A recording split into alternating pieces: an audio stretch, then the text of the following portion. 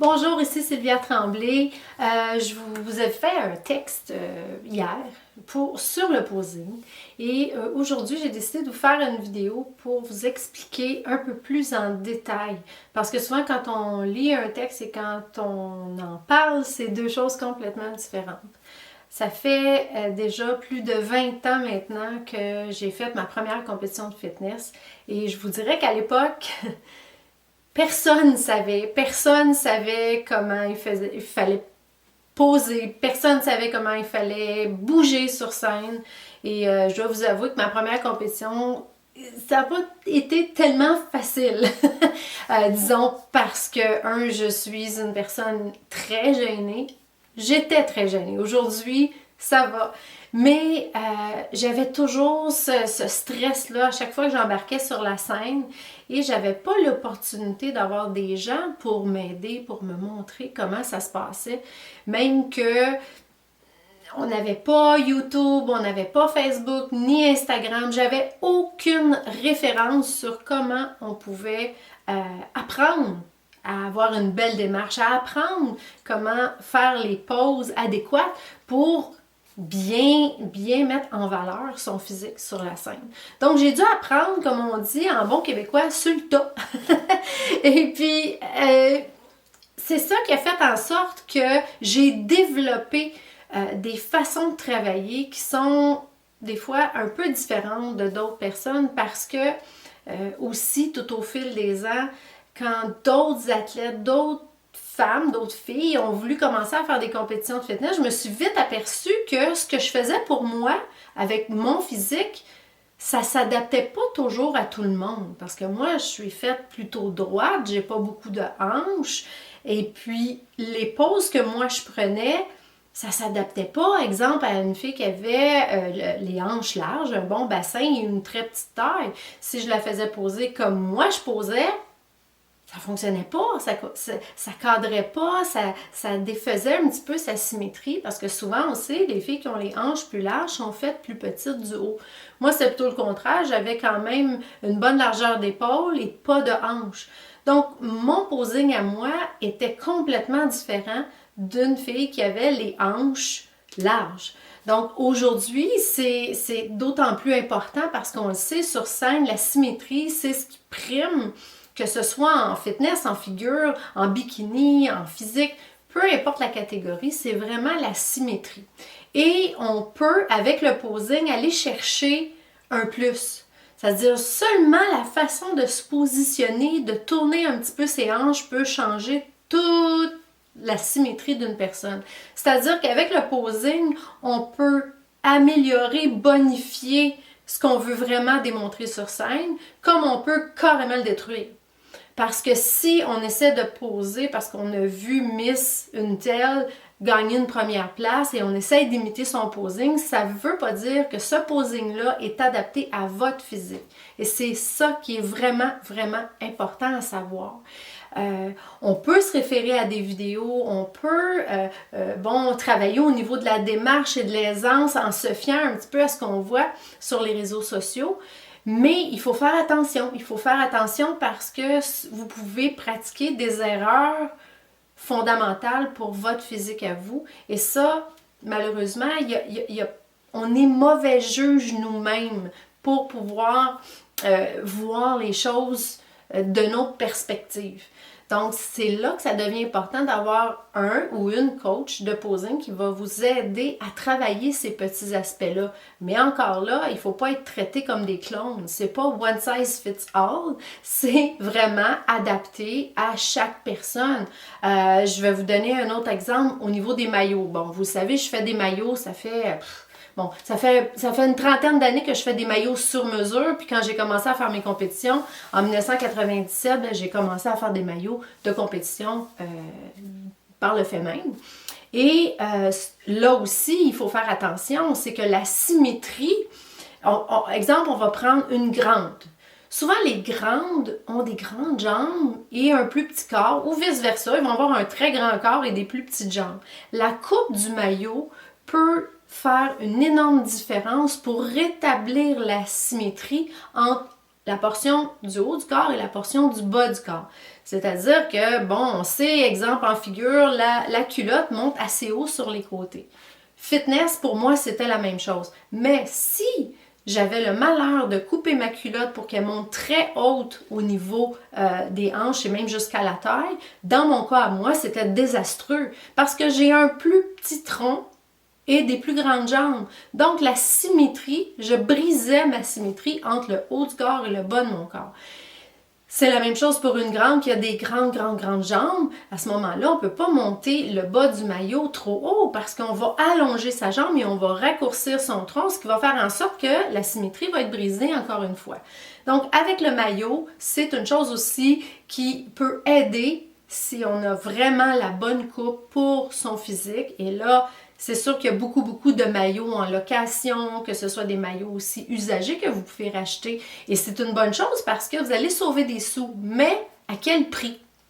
À quel prix? Parce que faut s'assurer que la coupe de ce maillot-là peut-être faisait bien sur un physique X, mais sur votre physique à vous, peut-être que c'est pas l'idéal. Et j'ai souvent des filles qui me contactent pour me dire « Ah Sylvia, tu pourrais-tu faire des altérations sur mon maillot? Il faudrait recouper ici et là. » Et c'est pas toujours possible parce qu'avec les pierres à profusion sur le maillot, c'est souvent plus long refaire ou corriger un maillot que d'en faire un neuf. Donc au final, vous économisez pas tellement de sous. Donc, une chose très importante quand vous choisissez votre maillot, si vous l'achetez usagé, c'est de vous assurer que la coupe du maillot vous va à vous, à votre physique à vous. Pensez pas faire des altérations ou des modifications sur un maillot qui est déjà fait et qui est rempli de pierres. C'est pratiquement impossible. On peut faire des minimes ajustements, mais pas beaucoup. Donc ça, c'est une chose à faire attention et de savoir que la coupe du maillot peut aussi aller jouer au niveau de votre symétrie, c'est important parce que le jour de la compétition, il est trop tard pour s'en rendre compte. Et j'ai souvent entendu des filles aller voir les juges après pour savoir, bon, qu'est-ce que je peux faire pour améliorer? Je comprends pas que j'ai pas gagné ou j'ai pas fait un top 3. Ben, ton maillot, il t'allait pas bien, la couleur t'allait pas bien, la coupe avantageait pas ton physique et ton posing. Il faut travailler ton posing, il faut travailler ta démarche. Le posing, c'est une chose, la démarche, et là, il faut aller chercher au niveau de la présence sur scène. Parce que quand on entre sur scène, puis ça, c'est une chose que moi, j'ai travaillé fort parce que, comme je l'ai dit au début, j'étais une personne très gênée, j'en tremblais, je portais bien mon nom. Quand j'embarquais sur scène, là, les rotules me sautaient, la mâchoire m'allait, je tremblais partout. Et parce que j'étais gênée, j'avais de la difficulté à avoir le sourire et à dégager quelque chose qui démontre de l'assurance. J'ai travaillé fort à ce niveau-là et je travaille très fort avec les athlètes que je coach parce que c'est une chose hyper importante. C'est une chose que vous pouvez avoir le plus beau physique. Vous avez travaillé fort, mais si vous ne savez pas comment le démontrer sur scène et vous donnez pas le 100% de ce qu'on regarde, ce que les juges regardent. Je dis con parce que j'ai personnellement aussi jugé certaines compétitions.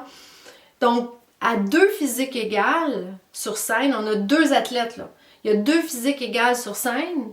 Laquelle des deux qui va gagner, c'est celle qui nous démontre son physique de la bonne façon, qu'elle met ses formes en valeur, qu'elle dégage quelque chose sur scène. Souvent, c'est le top 3, souvent, c'est ces petits détails-là qui vont faire toute la différence. Et ça s'apprend. Souvent, les filles, quand ils viennent me voir, elles me disent « Sylvia, moi, je ne l'ai pas pantoute, j'ai de la misère à sourire, je suis trop nerveuse quand j'arrive sur scène. » Je vous donne des trucs, je vous donne des outils pour y arriver. Moi, personnellement, j'ai eu la chance d'être suivie pendant une année complète par un psychologue sportif. C'était, il s'appelle Christian, j'oublie son nom de famille, mais c'était un gars de Sherbrooke à l'époque.